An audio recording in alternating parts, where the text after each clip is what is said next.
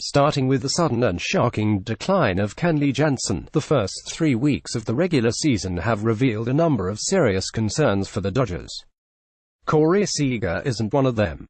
He never was. Advertisement Seager will hit. Informed Wednesday afternoon of his impending breakout, Seager smiled and replied, "Let's hope, right?" And, like that, Seager was back to spraying baseballs around the outfield, going 4 for 5 with 2 doubles, a walk and 3 runs batted in several hours later in a 13-4 victory over the San Diego Padres.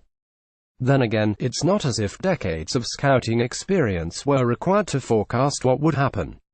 There's a reason the All-Star shortstop remained entrenched as the teams know. Two-hitter, even though he entered the series finale at Petco Park with a .212 average and only 2 extra base hits.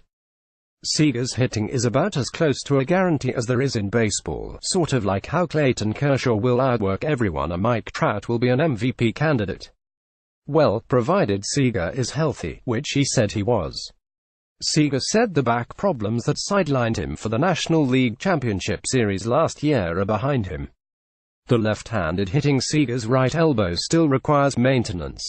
"It's just kind of a stiff feeling," he said. "It takes me a while to just get loose, basically.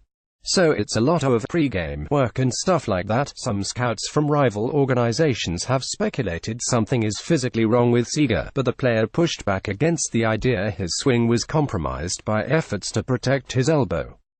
"I never felt anything when I swung, even last year," Seager said. "I mean, to my best knowledge, I would say, no, I'm not compensating. But your body's a smart thing. You never know if you're doing it without knowing, but if I was going to give you an answer, it would be no." Then again, if he was actually hurt, he wouldn't admit it, would he? "Well, I mean, yeah," he said. He paused for a second and added, "I, honestly, though, don't think I'm compensating for it." Seager described his winter as abnormal, and not only because he had to rehabilitate his injuries. He was affected by the loss to the Houston Astros in Game 7 of the World Series. Advertisement: "It took me longer to get out of baseball mode than it normally does," he said. "Whether it was because you played long or those last games were so intense, whatever reason it was, trying to get over it, it definitely took me longer to settle down and relax.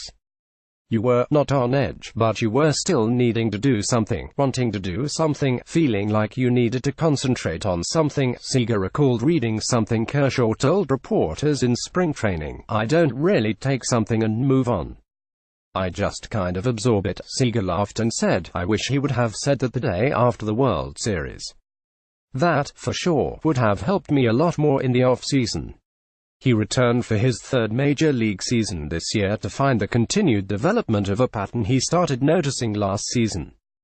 Now that he had a reputation as being especially dangerous against first-pitch fastballs, opposing pitchers were throwing him more breaking balls early in counts. "It just goes back to that cat-and-mouse game," he said.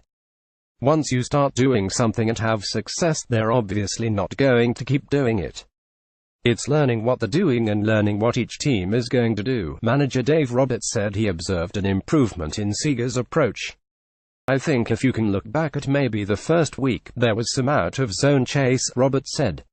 Roberts attributed his inability to raise his average to misfortune. "A lot of hard contact," Roberts said.